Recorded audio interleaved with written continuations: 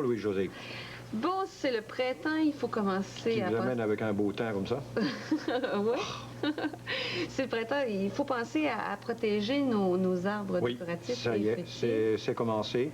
D'ailleurs, je vous ai amené un échantillon d'arbres ici, enfin une partie d'un arbre plutôt. Et effectivement, on peut voir déjà les bourgeons qui atteignent une certaine grosseur, ce qui veut donc dire que la végétation commence à reprendre son cours. Cependant, si la végétation est en effervescence, ou enfin c'est le début, il faut penser qu'il y a des maladies. Déjà, il y a des maladies. On a tendance à croire, les gens, remarquez, ce n'est pas accuser les gens que de dire ça, mais plutôt les prévenir, on a tendance à croire chez les amateurs que suite à l'hiver, des maladies, il n'y en a plus. Des insectes, il n'y en a plus. Ils sont morts par le froid. C'est entièrement faux. Vous avez par exemple certaines larves, les alérodes, la tétranique du pommier, donc c'est un type d'araignée, et combien d'autres maladies qui s'endorment à l'automne sur l'écorce du bois, et elles ne bougent pas, elles passent l'hiver, pas au chaud, mais au froid, mais en gardant leur vie.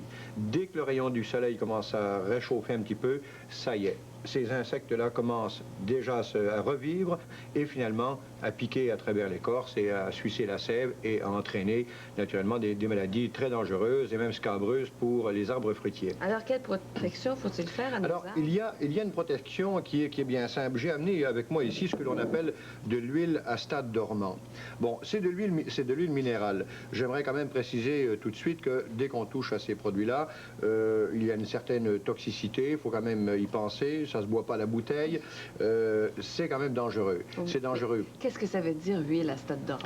L'huile à stade dormant, ça veut dire que, premièrement, le produit, cette huile minérale, ici, est faite pour attaquer, justement, les insectes qui dorment encore sur le bois. C'est pour ça qu'on dit huile à stade dormant, ou même, dans l'ancienne expression, on disait de l'huile dormante. Voyez-vous, mais c'est de l'huile à stade dormant, parce que les insectes sont encore là, ils commencent à se réveiller.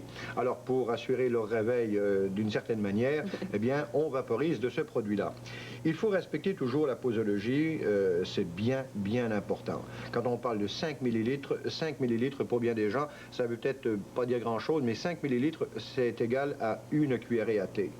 Alors, par exemple, j'ai amené le produit ici, j'ai amené un vaporisateur qui va faire le travail finalement automatiquement. On peut remarquer ici, sur la roulette, des chiffres.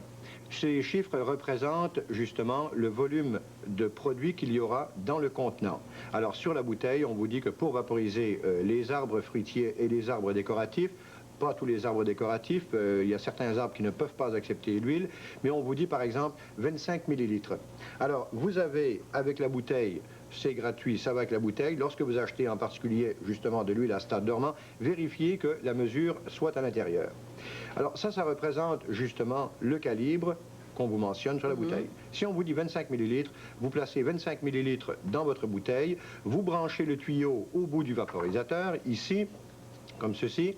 Vous branchez le tuyau là, et l'eau va rentrer toute seule en appuyant sur la gâchette, et l'eau fera le mélange automatiquement par le disque qui est ici et qui indique des numéros, soit 5, soit 25, enfin suivant l'indication. Donc 5 millilitres, je le pose à 5, etc. C'est ça, 5 millilitres. Alors vous tournez votre rondelle ici, voilà, 5 millilitres. Vous le placez à 5 en face de la flèche et puis la calibration va se faire d'elle-même. Bon, vous me disiez qu'il y a des arbres qui ne peuvent pas tolérer l'huile. Alors, il y a des arbres qui ne peuvent pas tolérer ça. Par exemple, l'épinette bleue, l'épinette du Colorado. Il faut y faire très attention. Certains féviers, certaines variétés d'érables. Les érables à sucre, il ne faut pas vaporiser d'huile à stade dormant dessus parce qu'on risque d'abîmer l'écorce, on risque d'abîmer les feuilles parce que les bourgeons n'acceptent pas l'huile à stade dormant. Remarquez, c'est écrit sur la bouteille.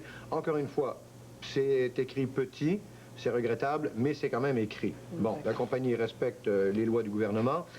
Et ensuite, certains autres arbustes décoratifs, certains conifères, l'huile à stade dormant n'ira pas là-dessus. De toute façon, c'est indiqué. Si on lit bien... C'est indiqué, c'est réellement indiqué. Si toutefois vous aviez un accident, je tiens à le préciser parce que au printemps, c'est un peu l'euphorie totale. Les petits-enfants veulent aider le père, la mère, etc. Et puis, on vaporise un produit, il arrive un petit coup de vent, on en a reçu dans les yeux, ça chauffe un peu, on dit, bon, c'est pas grave, et puis ça va se passer. Faux.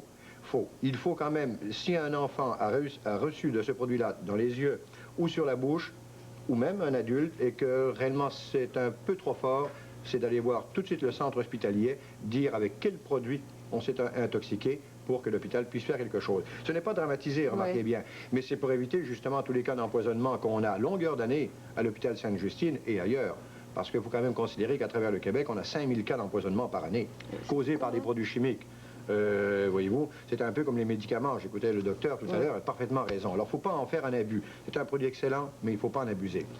Le vaporisateur, ici, vous pouvez l'utiliser de plusieurs manières. Par exemple, si vous ôtez le bec, voilà, et vous placez celui-ci à la place, par une simple pression, vous avez justement un jet uniforme qui va vaporiser uniformément le bois, les branches et tout.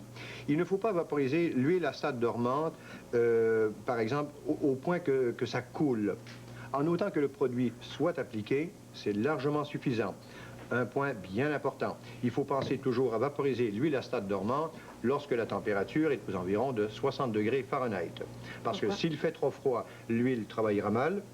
Et ensuite, l'insecte, lui, ne bouge pas. Il s'est recouvert de sa carapace de glutine. Et puis, il ne sera pas atteint. Il ne sera pas atteint. Alors, à partir de 60 degrés, eh bien, le produit va faire effet définitivement. Mais est-ce qu'il y a une température maximum également? Est-ce que ça peut être... Alors, voici, ce n'est pas la température maximum a quelque chose à voir puis rien à voir. On dit qu'il faut vaporiser l'huile à stade dormant sur un arbre avant l'éclosion du bourgeon. Alors, si nous regardons de très près, par exemple, un bourgeon, ici, on voit très bien à l'extrémité de la branche le bourgeon foliaire et le bourgeon à fleurs. Si le bourgeon n'est pas ouvert, n'est pas éclos, alors il n'y a absolument aucun danger, on peut vaporiser. Mais si vous voyez que l'extrémité du bourgeon est réellement entrouvert, eh bien, il ne faudra pas vaporiser parce que le produit ira toucher l'intérieur de la feuille, les sépales, donc la fleur aussi, et ça ira au détriment de votre floraison et de votre feuille. Ce qui veut dire que vous risqueriez de ne pas avoir de feuilles sur votre arbre durant l'année. Maintenant, la taille de nos arbres, c'est important? C'est le temps au printemps? La taille, c'est très important. C'est la bonne époque actuellement. Il faut absolument tailler, que ce soit les arbres fruitiers tels que les pommiers, par exemple, il faut les tailler, les pruniers aussi, les cerisiers, une petite taille légère. Si vous ne savez pas, voyez votre pépiniériste, mais la taille, on a déjà commencé. Certains arbres décoratifs même, voyez-vous. Alors, des bons outils. Ouais. Ah, vous semblez l'aimer, ce sécateur-là. Ben, ça ressemble à la guillotine plus qu'autre chose.